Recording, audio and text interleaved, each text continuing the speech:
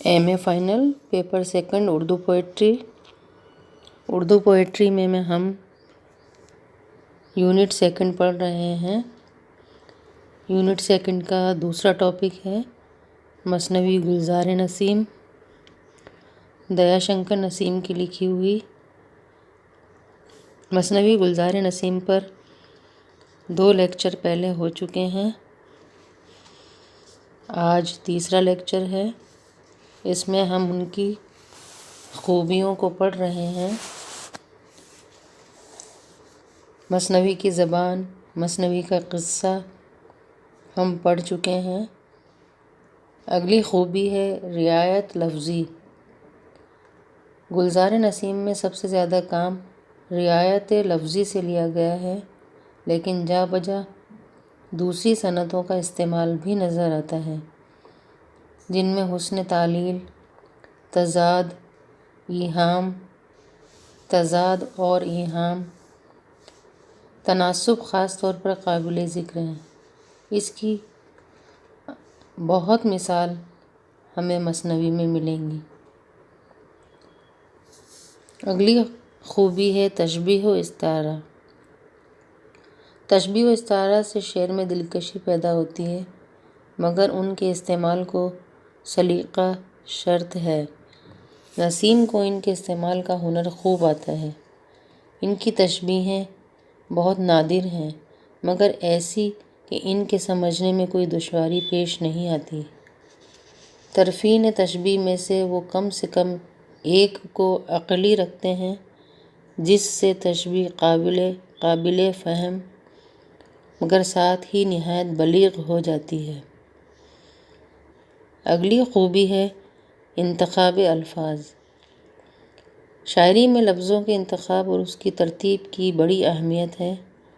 Coolers نے شاعری کی تعریف یہ کی ہے کہ بہترین الفاظ بہترین ترتیب کے ساتھ، اس لیے شاعری کو لفظوں کا کھیل کہا گیا ہے۔ جس طرح مصوری کا میڈیم یعنی ذریعہ اظہار رنگ اور برش ہے، اسی طرح شاعری کا میڈیم الفاظ ہیں۔ نسیم آتش کے شاگرد ہیں اور آتش نے شاعری کو نگینے جڑنے کا ہنر سے تشبیہ دی ہے۔ فرماتے ہیں: بندش الفاظ جڑنے سے نگوں کے کم نہیں، بندش الفاظ جڑنے سے نگوں کے کم نہیں، شاعری بھی کام ہے آتش مرصع ساز کا۔ اس کی تفسیر دیکھنی ہو تو مثنوی گلزار نسیم کی ورق گردانی کرنی چاہیے۔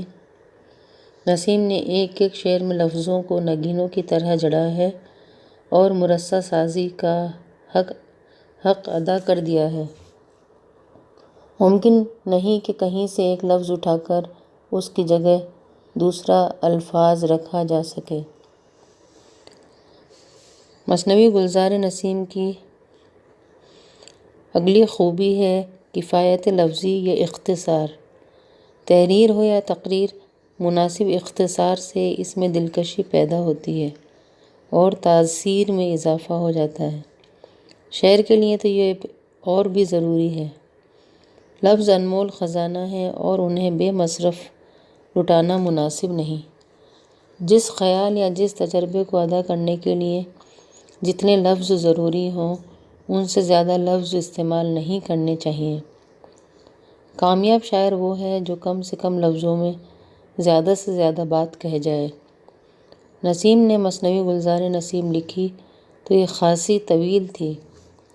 ان کے استاد آتش شاعری کے رموز و نکات سے پوری طرح آگاہ تھے اور شاعری میں کفایت لفظی کی اہمیت کو سمجھتے تھے۔ انہوں نے شاگرد کو ہدایت کی کہ مثنوی کو مختصر کیا جائے۔ شاگرد نے تعمیل کی اور اپنی قادر الکلامی کی وجہ سے اس میں بڑی حد تک کامیاب ہوئے۔ کئی شعروں کے مضمون کو انہوں نے ایک دو شعروں میں سمو دیا، جس سے یہ مثنوی ایجاز و اختصار کا نمونہ بن گئی۔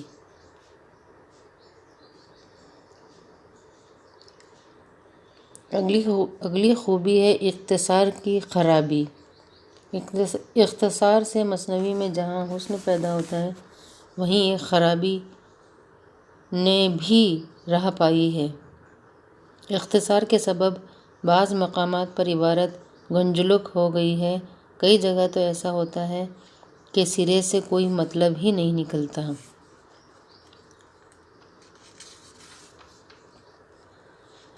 مثنوی گلزار نسیم کی دیگر خامیاں۔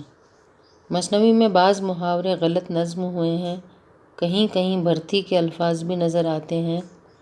کتنے مقام ایسے ہیں جہاں رعایت لفظی ناگوار ہوتی ہے۔ نسیم نے حفظ مراتب کا خیال کہیں نہیں رکھا۔ روح افزا اپنی ماں کو نام لے کر یعنی حسن آرا کہہ کے مخاطب کرتی ہے۔ حفظ مراتب کو نظر انداز کرنے کے سبب ہی یہ صورت پیش آئی کہ حمالہ دیونی اپنی منہ بولی بیٹی محمودہ کے لیے ایک آدم زاد یعنی تاج الملوک کو پکڑ لاتی ہے۔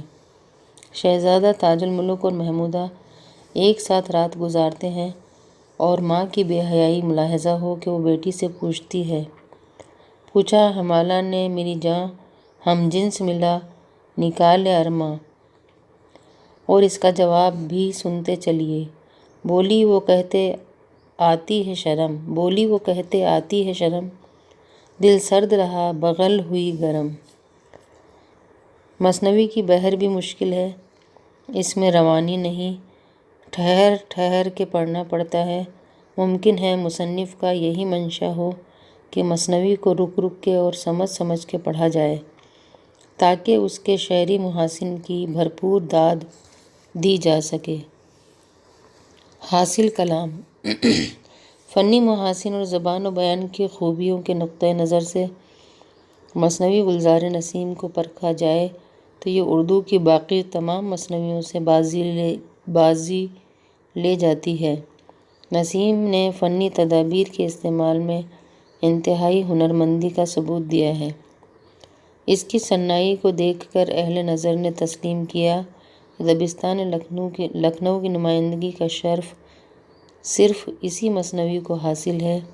برج نرائن چکبست فرماتے ہیں، جواہر سخن کے پرکھنے والے سمجھ گئے کہ مثنوی کیا کہی ہے، موتی پروئے ہیں۔